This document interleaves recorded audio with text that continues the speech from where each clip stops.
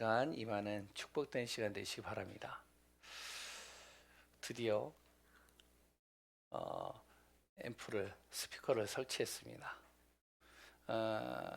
우리 목사님이 이제 헌금을 해주셔서 그리고 또한 스피커하고 콘솔을 이제 드디어 이제 사용할 수 있는 시간을 갖게 되어졌습니다. 좀 디지털 되어져 있어가지고 아직까지는 좀 서투른데 그래도 이제 뭐 전문가들이 오셔서 또 이제 잘 해주고 갔습니다. 순간순간 이제 조금씩 이제 업그레이드 되어질 겁니다. 어제 이제 그저께인가요? 소리를 들어봤는데 이렇게 찬양이나 이런 소리 굉장히 좋더라고요.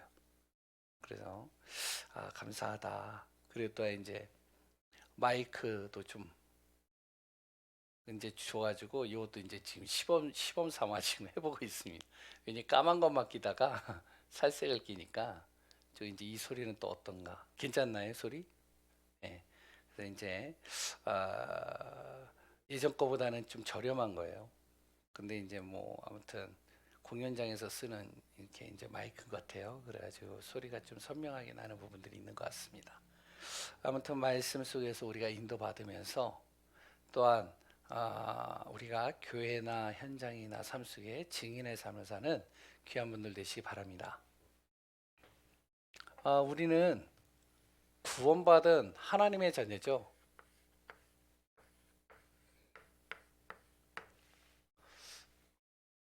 그러면 내가 구원받은 것을 누가 가장 기뻐할까요? 가장 기뻐하는 분은 딱 한 분이 있는데 그분이 바로 하나님이시겠죠. 원래 인간이 하나님과 함께 있어야 되는데 하나님을 떠났잖아요. 그 사람이 다시 하나님의 품으로 돌아온 것.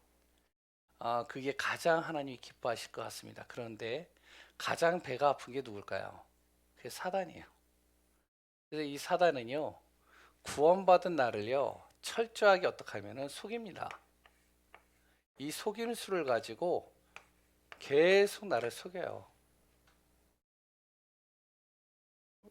첫 번째는 이제 구원에 대한 확신을 가지고 속이죠. 야, 너가 정말 구원받은 거 맞냐? 너의 인생을 봐봐. 너의 삶을 봐봐. 변화된 거 없잖아. 너의 과거의 모습, 그걸 보면은 너가 정말로 구원 받을 수 없는 존재잖아. 자꾸 속여요. 그러면서 또 하나, 이 사람의 구원에 대한 확신이 있는 사람들은 어떻게 속이면 삶의 여러 가지를 가지고 계속 속입니다. 뭐 예를 든다면 환경의 문제, 가정의 문제, 경제의 문제, 자녀의 문제, 건강의 문제. 그래서 거기에 사로잡히게 만들어요. 왜 그러냐면 야, 그냥 너 혼자 구원받는 걸로 좋게. 그러니까 이제 복음 전하는 전도에 대해서 자꾸만 머릿속에서 지워버리죠. 그 문제에 사로잡혀서 그 문제 해결하기도 감당이 안 되니까요. 거기에 이제 우리가 속는 경우가 많이 있죠. 왜냐면은 구원받은 나를 통하여 하나님은 계속적으로 무엇을 이뤄 가시냐면 전도를 이뤄 가십니다. 여기는 나의 수준, 능력, 나의 상황, 나의 배경, 나의 나이, 나의 모든 것 상관없어요. 하나님께서 나를 통해서 그 전도의 문을 열 것이고 전도의 대상자를 붙일 것이고 그리고 또한 만났을 때 무슨 말을 해야 될지 메시지도 주실 것이고 그 사람의 심령과 영혼도 하나님이 바꾸시겠다라고 했거든요. 그러니까 사단이요. 한 명은 너 하나만 구원받은 걸로 좋게. 너를 통해서 가정, 너를 통해서 만나는 사람들, 너의 현장, 너의 모든 것, 그거는 마음에 두지 못하게 자꾸만 속임수를 가지고 나를 속입니다. 나의 가정이 약한 것을 가지고요. 그러다 보니까 이제 갈등에 걸리거나 아니면 여러 가지 문제에 걸리거나 염려 걱정에 걸리는 경우가 있죠. 여기에만 우리가 안 속으면 됩니다. 결국에는 하나님께서 나를 통하여 빛을 발하게 하시고 나를 통하여 하나님은 전도의 문과 증인의 삶을 살아가게 하실 겁니다. 그러면서 나의 가정 문제, 경제 문제, 건강의 문제 모든 문제들은 자연적으로 시간이 지나면 다 해결되게 되어 있어요.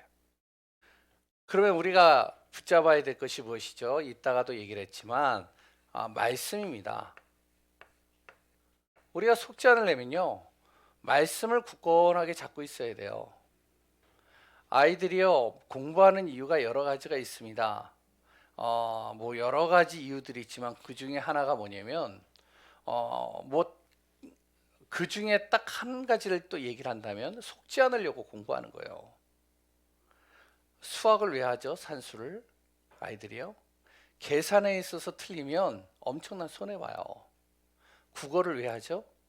국어를 하면요, 문서를 읽을 때 그 문서를 제대로 읽지 못하면요, 자칫 잘못하면 사인 하나 잘못했다가 어마어마한 문제 생기잖아요. 그래서 공부를 하게 하는 거죠. 지식을 갖게 하는 거죠. 속지 않으라고. 우리가 왜 영적인 말씀을 계속 들어야 되죠? 영적인 존재 사단에게 속지 않으려고요. 물론 여러 가지 이유가 있습니다. 그러나 그 중에 하나가 뭐냐? 사단에게 속지 않는 겁니다. 말씀에 굳건하게 서 있으면 절대 우리가 흔들리질 않아요. 그럼 이번 주 강단의 제목이 뭐죠? 이 모든 일에 우리는 뭐다? 증인이니라. 나 같은 사람이, 예, 맞습니다. 나 같은 사람이 하나님이 증인이라고 얘기를 하죠. 어떤 증인이냐? 부활의 증인입니다. 부활이 없다면 우리가 믿는 것은 헛된 거죠. 그리고 가장 불쌍한 존재가 기독교인입니다. 그런데 부활이 있다면 가장 복된 자가 바로 하나님 믿는 사람이에요. 그리스도인이에요. 예, 그 부활 안에 모든 것이 회복되어지고 모든 것이 승리되고 모든 능력이 다 있고 모든 치유가 있고 모든 것을 다 이루는 축복의 통로가 그 안에 다 담겨져 있으니까 그래요. 우리는 누구라고요? 부활을 믿는 하나님의 자녀들입니다. 보이지 않지만 그 믿는 그 사람을 통하여 성삼위 하나님은 역사할 것이고 천군과 천사는 동원될 것이고 보좌의 축복, 하늘 보좌의 배경은 나의 배경이 되는 거예요. 그래서 우리가 처음으로 이 부활의 비밀, 예수님이 오신 이후 세상 방법으로는 도저히 이해가 안 되어지는 하나님의 은혜로만이 깨달아질 수 있는 이 부활, 이것이 내가 믿어진다는 것, 그것이 얼마나 감사한지 날마다 새겨야 되겠습니다. 부활을 우리가 설명할 수 없어요. 주일날 이제 마치고 이제 집에 가는데 얘기를 잠깐 이렇게 하는데요. 부활을 어떻게 하면 잘 설명할 수 있을까? 불신자가 이해할 수 있도록. 부활이 설명이 잘 안 돼요. 이게 어떻게 설명이요? 할 수 있는 것들이 많지 않습니다. 왜냐? 영적인 거라서 그래요. 그런데 부활의 증거는 있단 말이에요. 부활은 설명이 잘 안 되는데 부활에 대한 증거는 계속 드러나고 있어요. 성경적인 증거, 과학적인 증거, 역사적인 증거, 사람을 통해서 나오는 증거 계속 나타나고 있습니다. 그 부활하신 그리스도를 믿는 곳마다 나라가 살아나고요, 가정이 살아나고요, 개인이 살아나고 모든 게 다 살아나요. 역사의 주인공에 누가 있느냐? 부활하신 그리스도가 BC와 AD의 중심에 딱 있어요. 오늘도 우리가 부활의 증인의 축복을 누리는 귀한 분들 되시기 바랍니다. 그러면 부활하신 주님께서 우리에게 명하신 게 뭐냐? 증인이라는 거예요. 두 번째, 오후의 메시지죠. 오후의 메시지는 뭐였죠? 여호와를 영원히 무엇을 하라고요? 찬양하라.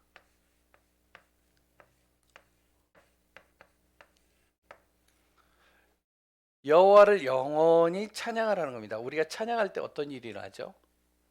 성삼위 하나님이 임재하셔요. 찬양할 때 어떡하죠? 흑암 세력이 무너져요.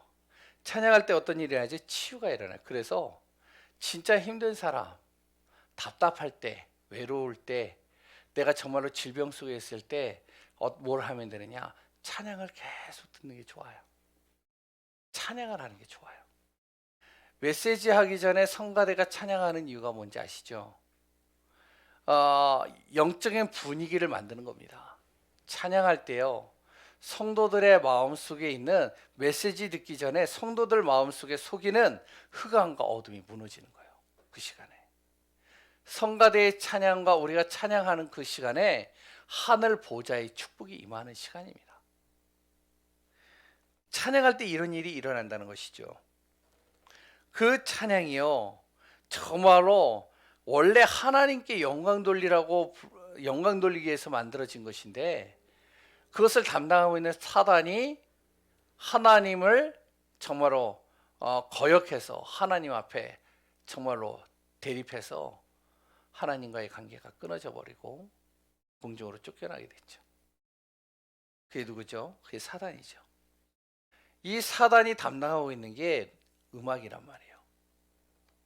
이 음악을 담당하고 있는 이 사단이요, 만들어내는 이 음악의 작품들이요, 얼마나 대단하냐.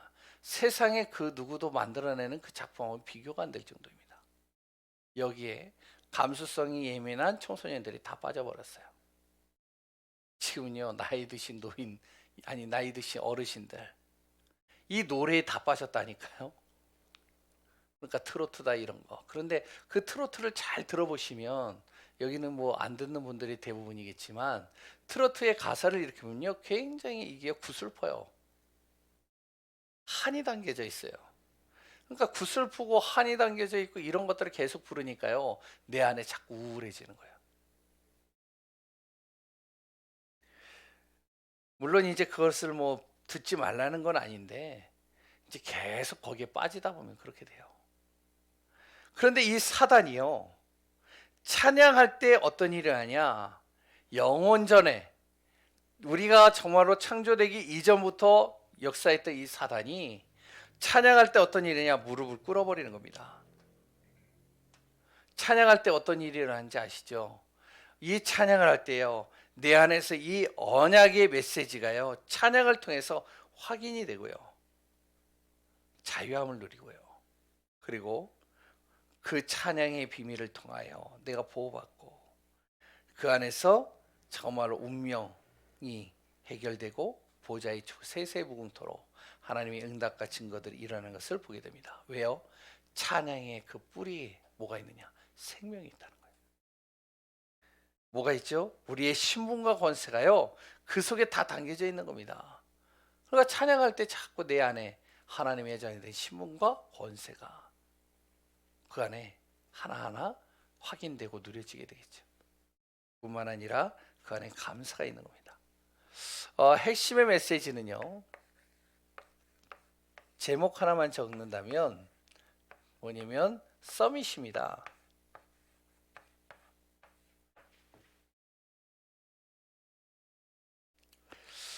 광야의 서밋 운동이죠. 이스라엘 노예 생활했던 이 이스라엘 백성들, 정말로 완전히 밑바닥 인생을 걸어갔던 이스라엘 민족들, 이들을 하나님께서요, 모세를 들어서 광야, 이들을 출애굽시켜 가지고요, 가나안 땅에 이르기 전에 광야에서 40년을 보내게 해요. 이들의 완전히 근본 뿌리, 각인 뿌리 체질을 싹 꺾어버리는 거죠. 그 광야 40년 동안 이들에게 무엇을 하게 하셨느냐? 너희들의 정말로 얼마나 정말로 구원받은 것이 축복인지를, 구원에 대한 해방을 이들에게 각인시키는 거예요. 그리고 이들에게요, 가지고 있었던 각인된 것, 뿌리내린 것, 체질화된 것 400년 이상을 애굽의 생활을 하면서 애굽에 있는 문화와 우상과 흑암에 완전히 빠져버렸던 이 각인 뿌리 체질을 싹 바꿔버리는 시간을 갖는 겁니다. 광야에서 무엇을 했죠? 여기서요, 정말로 영적 서밋으로 만들어버리는 거예요. 이걸 가지고 무엇을요? 가나안 땅에 들어가게 하는 겁니다. 우리가요, 왜 응답이 없느냐, 왜 우리가 살아야 되느냐, 이런 질문들을 많이 하는 분들이 있습니다. 그 안에 하나님의 시간표를 보고요, 그 안에서 하나님이 하시고자 하는 그 팀, 교회 모임을 통해서 내 자신이 각인 뿌리를, 체질을 자꾸 바꿔가는 시간들을 가져야 됩니다. 생각을 많이 하는 것보다요, 예배 속에서 기도하고 은혜 받는 게 가장 중요해요. 그래서 오늘도 우리는 오전 오후 핵심 메시지를 잘 정리하셔서 또 그 안에서 기도하며 인도받는 귀한 분들 되시기 바랍니다. 오늘 제목은 뭐죠? 237 시대 살리는 뭐라고요? 응답. 237 시대 살리는 응답입니다. 사도행전 19장 1절에서 7절이죠.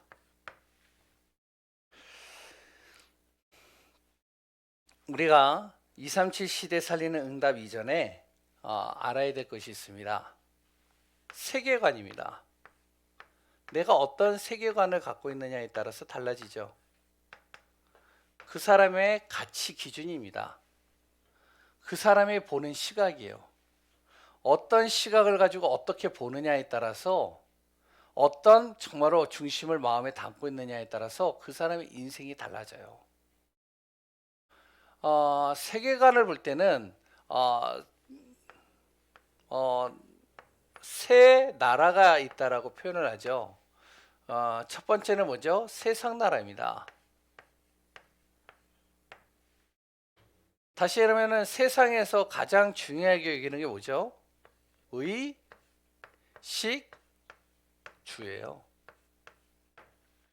여기에다가 인생을 다 겁니다. 이게 언제서부터 오게 되어졌죠? 바로 창세기 3장 하나님 떠난 순간 하나님께서 모든 것을 책임지시는 그 축복의 대열 속에 있어야 될 사람이 하나님을 떠나는 순간 하나님 없이 자기가 이것을 책임져야 되는 거예요. 그러니까 어떻게 해요? 사람들은요, 의와 식과 주를 위해서 살아가는 겁니다. 이거는요, 신자든 불신자든 다 똑같아요. 그러니까요, 불신자는 일단은 접어두고 신자를 얘기를 한다면요. 세상의 기준에다 맞추다 보니까 신자의 기도도 어디에다 맞춰져 있냐면요, 의식주에 맞춰져 있어요. 거의 대부분이요. 그래서 류 목사님이 처음엔 저는 그게 이해가 안 됐거든요. 기도를 많이 하는 것보다 말씀을 많이 들어라, 복음을. 이게 이해가 안 됐어요, 저는. 일단 너의 상태가 일단은 육신적인 상태를 가지고 있으면 기도도 그 상태가 된다는 거예요. 그러니까 오히려 많이 기도를 하는 것도 좋지만 그 이전에 나의 상태가 영적 상태로 바뀌는 게 더 중요하다는 거죠. 왜? 기준이 다 여기 있는 거예요. 그러니까 기도도 어떡하냐? 거의 다 이 기도입니다. 예수님께서 기도를 가르치실 때 무슨 기도를 가르쳤죠? 주기도를 가르쳤잖아요.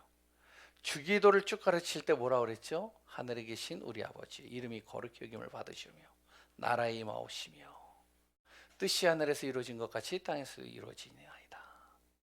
그러면서요, 우리의 일용할 양식, 우리의 필요, 우리의 모든 것을 놓고 기도해라. 그랬더니요, 마태복음 7장에 또 뭐라 그러죠? 구하고 찾고 두드리라. 그러면 분명히 구하는 대로, 찾는 대로, 두드리는 대로 구할 것이고 찾을 것이고 열릴 것이다. 근데 대부분의 많은 기도를 어디에다 맞추죠? 여기에다 맞추는 겁니다. 하나님, 오늘 나에게 먹을 양식을 주옵소서. 하나님, 내가 정말로 살 거처를 하나님 허락해 주옵소서. 여기에다가 거의 다가 방향이 맞추는 거예요. 그리고 했더니요, 신자의 열심도 어디에다 맞춰져 있죠? 거의 다, 뭐 우리 교회는 안 그러지만 거의 다 여기다 맞춰져 있잖아요. 우리의 열심, 최선, 여기다 다 맞춰져 있거든요, 거의. 그러다 보니까 어떡하냐, 신자든 불신자든 요거를요, 누가 이용을 하냐면 이 사단이라는 놈이 이용을 한 겁니다. 이 사단이란 놈이 의식주의 방향에 맞는 우리의 모든 삶 속에 무엇을 신겨놨냐면 이걸 신겨놓은 거예요. 내 피림을요. 거기에다가요, 네피림 문화를 거기다 심기는 거죠. 그래서 이 속에 갇히게 만든 겁니다. 완전히요 네피림 문화 속으로 계속 빠져들어가게 하는 거예요. 그러니까 이제 기존에 있는 많은 분들의 기도를 들어보면, 예전에 저도 어렸을 때요 옆에 있는 장로님, 권사님, 지사님 기도를 이렇게 좀 기도를 잘 못할 때 이렇게 기도를 들어봐요. 가만히 조용히 가만히 새벽에 있으면요 다 들리더라고 이게 소리가.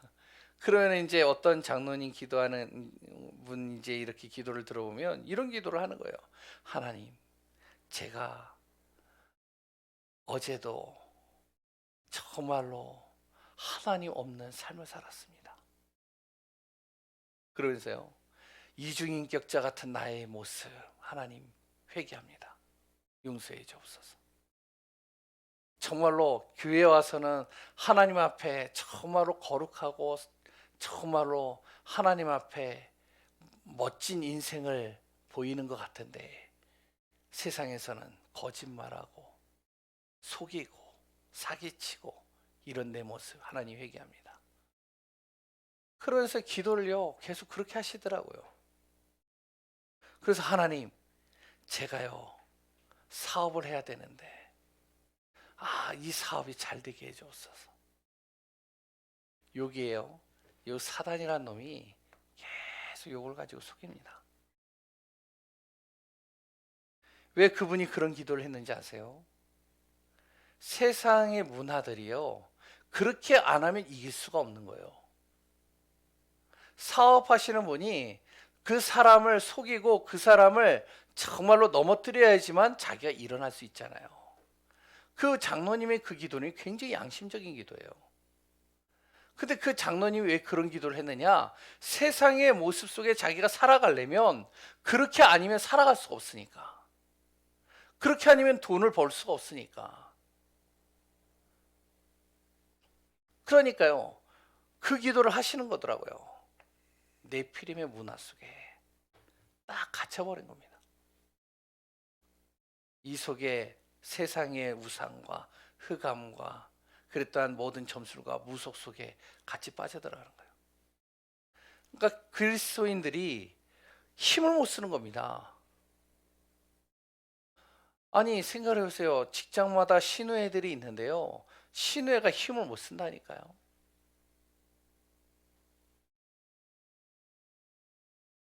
이 속에 갇혀버려서 그래요.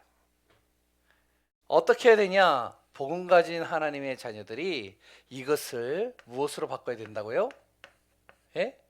하나님 나라로 바꿔야 되는 거예요.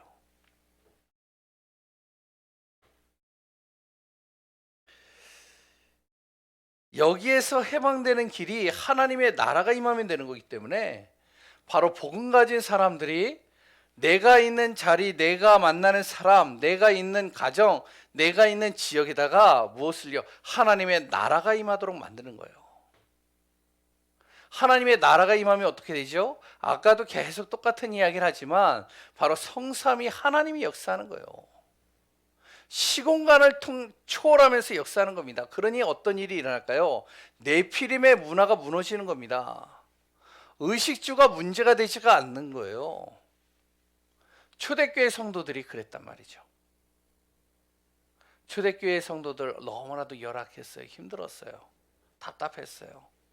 거기에는 또 이제 이렇게 초대교회 성도들을 보면요, 가난한 사람, 병든 사람, 연약한 사람, 부족한 사람, 이런 사람들만 모여 있었잖아요. 근데 이 사람들이 모여서 무엇을, 바로 의식주가 문제가 아닌 거예요. 이들이 모여서 무엇을 기도했죠? 그리스도 하나님 나라 오직 성령, 예수님께서 명령하신 그 말씀을 딱 붙잡고 기도하는데요, 마가다락방이라는 120명의 성도들이 그 다락방 안에서 모여가지고 기도하고 있는데, 오순절에 많은 사람들이 예루살렘 성전에 와서 정말로 그곳에서 예배드리고 제사드리고 그랬던 많은 모임들을 갖고 있는데, 그 흐름의 문화를 싹 바꿔버렸다니까요. 온갖 핍박을 하고 온갖 정말로 죽이고 사회로부터 단절시켰던 이 사람들을 통해 어떻게 되어졌느냐? 지역마다 현장마다 들어가는 곳마다 우상이 무너지고 저주가 무너지고 재앙이 무너지고요. 하나님의 나라가 임해버리는 거예요. 그러니까요. 어떤 일이 하냐? 하나님의 이 능력이 심히 강하게 역사하는 겁니다. 사도행전 3장 아시잖아요. 어떤 일이죠? 바로 예수 그리스도의 이 복음의 언약을 잡고 정말로 이 네피림의 이 흑암과 어둠의 권세에 사로잡히지 않고 바로 예루살렘에 기도하러 들어가는데 성전 미문에 앉은 안진뱅이가 치유가 되는 역사가 일어나죠. 모든 흐름이 싹 바뀌어버리잖아요. 뿐만 아니죠. 사도행전 4장, 5장, 6장, 7장 계속 나옵니다. 우리는 무엇을 해야 되느냐? 우리의 현장에, 우리가 만나는 사람들 속에, 우리가 있는 가정에, 내가 있는 지역에다가 무엇을요? 하나님 나라가 임하게 하는 겁니다. 우리 하나님의 자녀가 알아야 될 게 있어요. 내가 일하는 곳 어떤 곳이냐? 의식주 문제를 해결하는 곳이 아니라 하나님께서 이 현장에 하나님의 나라가 임하게 하기 위해서 나를 이곳에 보내셨다. 내가 이 사람과 결혼한 것은 이 사람을 정말로 사랑해서 결혼한 것도 맞고, 이 사람의 도움을 받기 위해서 결혼한 것도 맞고, 이 사람을 내가 돕기 위해서, 너무 불쌍해서 돕기 위해서 결혼한 것도 맞는데, 그러나 하나님께서 이 가문의 흑암과 저주 사단의 권세를 꺾고 하나님의 나라가 임하게 하기 위해서 나를 이곳에 보내신 거다. 이게 우리 안에서 정리가 돼야 돼요. 내 세계관, 내가 보는 눈, 내 모든 중심과 가치가 달라졌을 때 그것이 바로 내 안에서 응답으로 따라오는 겁니다. 그럼 어떻게 하나님의 나라를 이룰까요?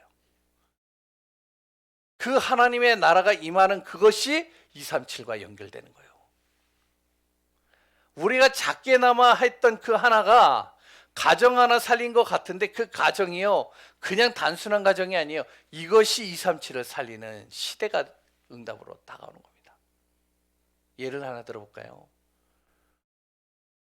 캠벨이라는요 교사가요 한 아이를요 복음으로요, 이 아이를요 정말로 하나님의 말씀을 신겨 넣었어요. 자그마한 거죠. 그 아이의 마음에는 무엇이 있었냐면 너무나도 가난하고 너무나도 힘든데 교회를 가도 답이 없고 힘이 없어가지고 이제는 내가 돈을 벌어야 되겠는데, 그래서 구두 닦아주는 일을 한 거예요. 할 수 있는 게 그거밖에 없으니까. 그 생각 속에는 뭐냐? 오직 돈만 있는 거예요. 왜? 너무 가난하니까, 너무 힘드니까. 이 아이에게요 매주마다 매 시간마다 가가지고요 복음을 설명한 겁니다. 처음에는 잘 안 들어가요. 그런데 이게 스며 들어가는 거예요. 가랑비 이슬 가랑비를 통해서 옷이 하나하나 젖듯이 스며 들어가는 겁니다. 이 아이가 변화가 되어버렸어요. 그 아이가 누구죠? 무디예요. 한 청년이요 너무 배가 고파가지고 빵을 하나 훔쳤습니다. 그 빵을 하나 훔쳐가지고 정말로 그걸로 인해서 감옥에 들어가게 된 거예요. 그 감옥에 들어가니까 이 인생은요 완전히 인제는 밑바닥의 인생이 돼버린 거예요. 그 청년에게요 그 감옥 안에서 복음을 설명한 한 사람이 있었던 겁니다. 그 사람이 어떤 일을 일으킬지를 아무도 모르는 거예요. 이 복음 하나가 그 인생의, 청년의 인생을 뒤집어 버린 거예요. 이 청년이 나와서요 왜 내가 가난할 수밖에 없고 빵을 하나 훔칠 수밖에 없는가? 전쟁으로 인해서 고아가 되어지고 너무나도 힘든 상황 속에서 여러 가지 열악한 상황 속에서 고통당하고 있는 자기와 똑같은 처지 아이들을 본 거예요. 그 아이들을 모아서 이 아이들에게 복음을 설명하고 이 아이들을 도운 겁니다. 그게 누구죠? 바로 5만 번 기도의 응답을 받은 뮬러입니다. 그 사람들을 통해서 전국, 전 세계, 전 각지마다요 이 복음이 선포되어지고 증거되고 거기에서 선교사가 나고 목회자가 나고 제자들, 전도자들이 일어난 거예요. 우리가 보는 단순한 것 같지만 우리가 큰 것을 얘기를 한 것 이전에 내 자그마한 하나의 하나님의 나라가 임하는데 이것이 237과 연결되는 겁니다. 꼭 아셔야 돼요. 그래서 나의 사역, 내가 걷는 발걸음, 내가 만나는 이 한 만남은 단순한 만남이 아니다. 그럼 어떻게 하나님의 나라를 이루게 할까? 언약입니다.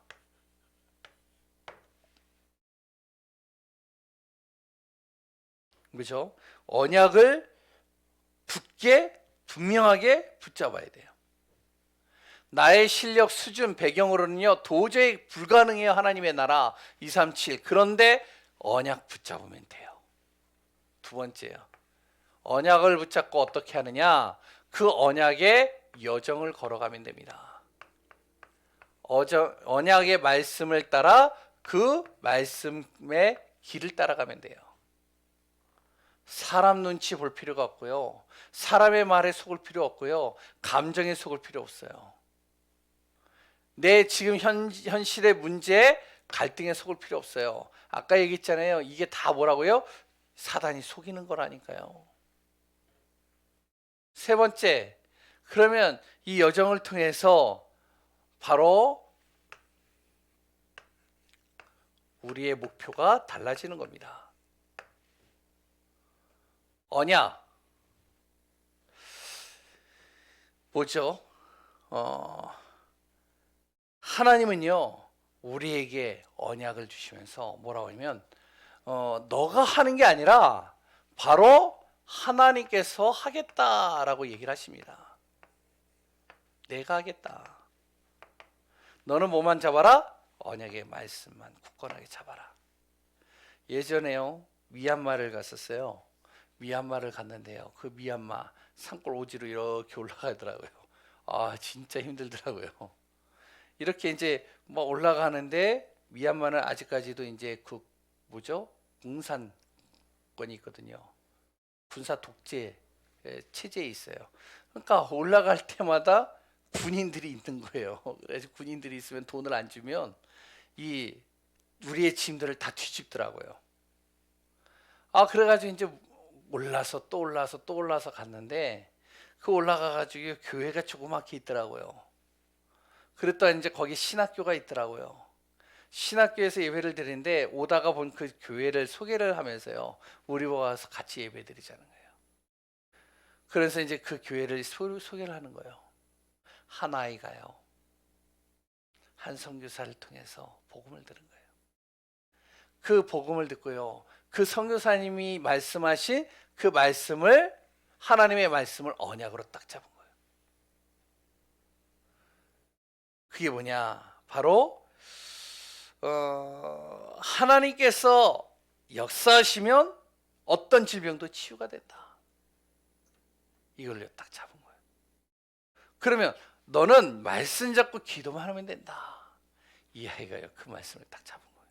그래서 아버지한테 간 거예요. 아버지의 병을 하나님께서 치료하신답니다. 난리가 난 거예요. 왜? 완전히 불교에 심취했던 사람이기 때문에. 그런데 이제 또 그 아이가 그 다음날 또 와가지고 그 아빠한테 또 얘기를 하는 거예요. 아버지의 병을 하나님이 치료하신다고 합니다. 언약을 잡은 거죠. 말씀을. 그래서 이제 자기가 이제 그 말씀 구조는 제가 기억이 안 나는데 그걸 딱 잡고요 이야기를 하는 거예요. 이 아버지가 어떤 병에 걸려 있냐? 말기암에 걸린 거예요. 암 환자예요. 그리고 또한 열악한 곳이잖아요. 병원도 갈 수가 없는 상황이잖아요. 그런데 이게요, 이제 한 달 있다가 이제 죽을 것이다라는 이런 진단을 딱 받았는데, 그런데요, 이 아이는 계속 얘기하는 거예요. 한 달이 지났어요. 안 죽는 거예요. 아버지 화장실 갔는데요, 시커먼 똥이 떨어진 거예요. 죄송합니다. 그런데 이제 가서 봤더니 암이 다 타버린 거예요. 그 아이가요 뭐 하나 잡았느냐? 단순한 거예요. 하나님께서 자신에게 주신 약속 그 하나 딱 잡고요 믿음 가지고 고백하는 겁니다.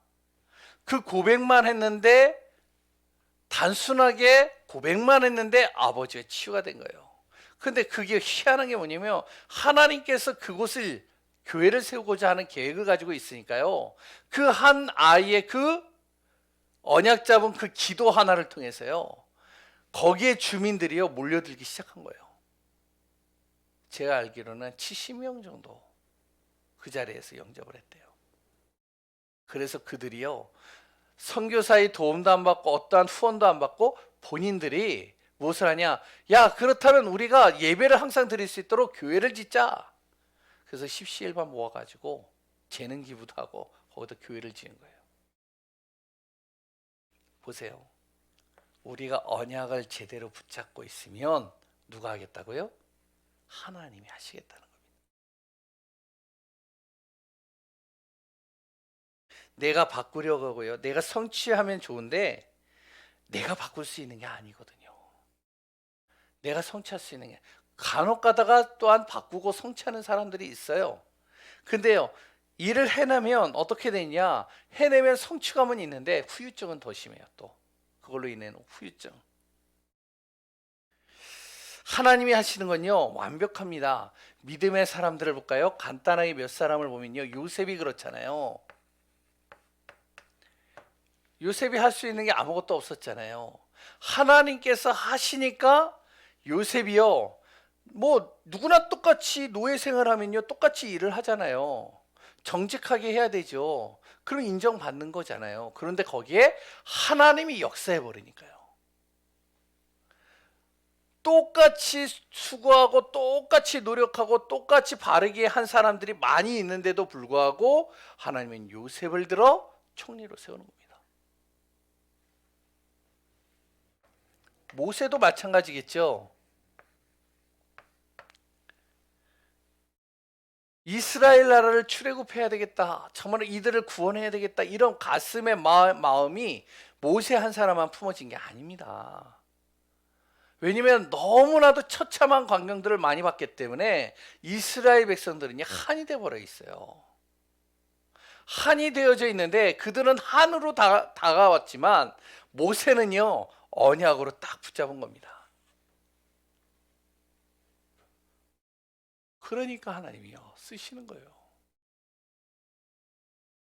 뭐 많은 사람 얘기하면 기니까 아까 전에 얘기했던 초대교회도 마찬가지입니다.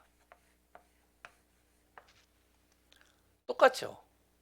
그러면 이들이 언약을 잡고 어떻게 하면 되느냐? 그 언약을 따라서 그 언약의 길을 가는 거예요. 언약의 말씀, 그 말씀을 하나님께서 왜 주셨느냐? 나를 전도자의 삶으로 이끌어가기 위해서. 내 삶을 어떤 삶이요? 전도자의 삶. 그럼 나는 지금부터 해야 될 게 있어요. 전도자의 삶으로 하나님께서 말씀을 통해서 나를 이루어 가시는 것이 맞다면 이제부터 내가 해야 될 것은 무엇이냐? 138입니다. 설명은 안 하겠습니다. 잘하니까요. 이 138을 통해서 무엇을요? 내 각인, 뿌리, 체질 바꾸는 겁니다. 이게 바뀔 때까지 계속 하는 거예요.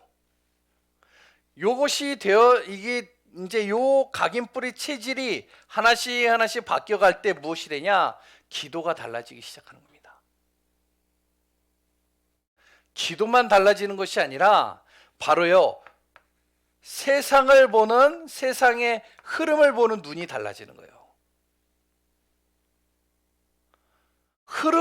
세상을 보는 흐름, 그 눈이 달라지다 보니까 하나님께서 자신에게 주신 무엇을요? 달란트를 발견하는 겁니다. 아주 자그마한 건데 그 자그마한 하나, 꿈꾸는 거봐 그 자그마한 건데 돌 던지는 그 하나 자그마한 건데 그냥 단순하게 양치는 거, 목동일 하는 거, 그리고 또한 아니면 농사일 하는 거 그 자그마한 건데 하나님께서 그 자그마한 것을 가지고 성공자의 삶을 살게 만들어 버리시는 그 사람을 통해서요. 무엇을요? 전도, 하나님이 하시고자 하는 성경적인 전도 전략을 보여주시는 겁니다. 이때 무엇이 될 때요? 이게 되어지는 만큼. 이걸 뭐라고 그러죠? 62가지 삶이라고 그래요. 요것을 두 번째로 거기에 나와 있듯이 이것을 내가 정말로요 마음에 담고 오직 이것을 통해서요 내가 정말로요 하나님이 주시는 유일한 응답을 찾아 하나님이 하시는 재창조의 축복, 모든 것이 바뀌어지는 재창조의 축복을 누리는 그 비밀을 발견한다면 완전히요 나의 모든 인생의 삶이요 뭘로 된다고요? 복음 중심으로 바뀌는 겁니다. 완전히요. 길을 가는 거예요. 언약의 길. 나의 길, 여러 숱한 길들이 있겠지만 나는 어떠한 순간에도 이 길 속으로 들어간다. 그러면 목표가 달라져요. 내가 항상 여기 뭐 이제 성도님들 우리 교회는 거의 안 그러지만 대부분의 많은 사람들의 목표가 여기에다 맞춰져 있었는데 어떻게 하면 돈을 벌어서 좀 더 넓은 지 어떻게 하면 돈을 벌어서 정말로 성공해서 세계 여행도 가고 내가 좀 성공을 해가지고 우리 어머니한테 어머니 세계 여행 한번 가세요. 우리 어머니가 이제 또 메시지 들으면 또 이제 뭐라고 하실 수도 있는데 뭐 하라든 뭐 어쩔 수 없죠. 뭐. 목회자인데 어쩔 수 없잖아요. 이제 어머니가 이제 간간히 그래요. 이제 어쩌다가 이제 한 번씩 이제 말을 하는 게 뭐냐. 얘야, 어떤 아들은 엄마가 힘들다고 뭐를 이렇게 사다 주더라. 얘야, 어떤 아들은 돈을 벌어가지고 엄마 그 뭐죠? 해외여행을 시켜줬더라. 근데 나는 너무나도 하나님 앞에 축복을 받아서 내 아들은 목회자가 돼서 그래서 그 해외여행은 못 가는데 좋은 물건은 못 받는데 그런데 하나님께서 목회자를 통해서 하나님이 정말로 영광받는 가문으로 나를 택하신 게 감사하다. 그 말을 들으면 좀 머쓱쩍어요. 그냥 왜냐 그러게 말이에요. 좀 돈 버는 일을 하면 내가 엄마를 그렇게 보내줄 수도 있을 텐데 많은 사람들의 목표가 여기에 있다는 거죠. 그런데 우리가 이 삶의 배열 속에 딱 들어가면 목표가 달라져요. 나를 만나는 사람들에게요 정확한 답을 줄 수 있습니다. 주게 됩니다. 복음으로 그 인생에 답을 주는 거예요.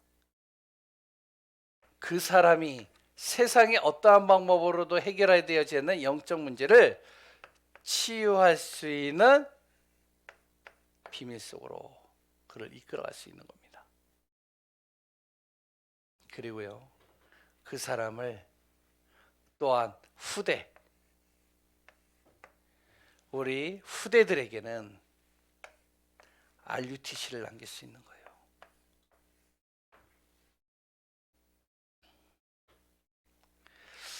그 응답을 누리는 축복이 우리 교회 전 성도님들 안에 있기를 소원합니다. 어떻게 해야 되느냐? 지금부터 언약 굳게 잡고 깊은 묵상 속으로 들어가면 돼요. 기도하면 돼요. 내가 좀 힘들 수도 있어요. 답답할 수도 있어요. 일이 잘 안 풀릴 수도 있어요. 또 어떨 때는요 여러 가지 문제에 걸릴 수도 있어요. 질병 속에 있을 수도 있어요. 우리가 항상 마음에 먹어야 되니까 그거 상관없다. 나는 하나님이 주시는 약속만 찾고 그 속에서 기도한다. 그 속에서 인도받는다. 그 중심 속으로 가는데 결국에 하나님이 이루어가십니다. 그 응답 속에 있는 귀한 분들 되시기를 바랍니다. 새벽마다 우리 교회 매일 빠지지 않는 한 분이 있어요. 거의 그분을 이제 새벽마다 이렇게 계속 빠지지 않는데 누군지 다 아시죠? 근데 보면은 어떠한 상황 속에서 어떠한 순간 속에서도 진짜 말씀의 언약 잡고 깊은 묵상 속으로 들어가는구나. 이걸 항상 이렇게 보면서 도전을 받습니다. 저는 우리가 어떤 순간에서도요, 언약 잡고요, 말씀 굳게 잡고요, 기도 속으로 들어가시면 돼요. 그러면 아까도 얘기했지만 큰 사역을 우리가 꿈꾸지 않는 것 같은데, 내 자그마한 하나를 한 것 같은데, 그것이 시대를 살리고 후대를 살리고 세계를 살리는 응답하고 연결되어집니다. 그 비밀 속에 있는 귀한 분들 되시기를 바랍니다. 기도하겠습니다. 하나님 감사합니다. 예수 이름, 그리스도의 생명의 복음, 이 비밀을 통하여 정말 237 시대에 모든 곳곳마다 하나님의 나라가 임하고 하나님의 놀라우신 응답이 임하는 것을 보게 됩니다. 날마다 그리스도 안에서 승리하는 축복의 대열 속에 있게 하여 주옵소서. 살아계신 예수 그리스도의 이름으로 기도합니다. 아멘.